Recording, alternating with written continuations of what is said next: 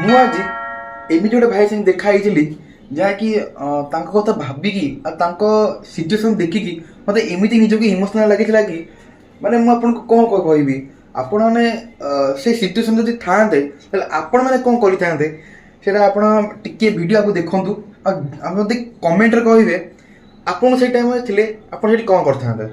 ଠିକ୍ ଅଛି, ତ ଆଜି ହେଉଛି ଡେ 21। ତ ଚାଲନ୍ତୁ ଆଜି ଭିଡ଼ିଓ ଷ୍ଟାର୍ଟ କରିବା। ଏବେ ଜଷ୍ଟ 8:30 ବାଜିଲାଣି। ଗୋଟେ ଭାଇ ମୋତେ ନା ଘରକୁ ଜଣେ ଆସିଲେ ଆଉ କଲ୍ ବେଲ୍ ବଜେଇଲେ। ମୁଁ କହିଲି କ'ଣ ହେଲା, ସେ ମୋତେ ତାଙ୍କ ଫୋନ୍ ଦେଖେଇଲେ କି ନାଁରେ ଦେଖେଇଲେ ଆଉ ଆଡ୍ରେସ୍ ଦେଖେଇଲେ। ଭାଇ ଜୋମାଟୋରୁ ଆସିଛନ୍ତି। ସେ କଲ୍ କଣ୍ଟିନ୍ୟୁ, ସେ ଭାଇଙ୍କୁ କଲ୍ କରୁଛନ୍ତି, ସେ କଲ୍ ଉଠାଉନାହାନ୍ତି। ଭାଇ ଦେଖିଲି ଭାଇ ସେ କଥା କହିପାରୁନାହାନ୍ତି, ଶୁଣି ପାରୁନାହାନ୍ତି।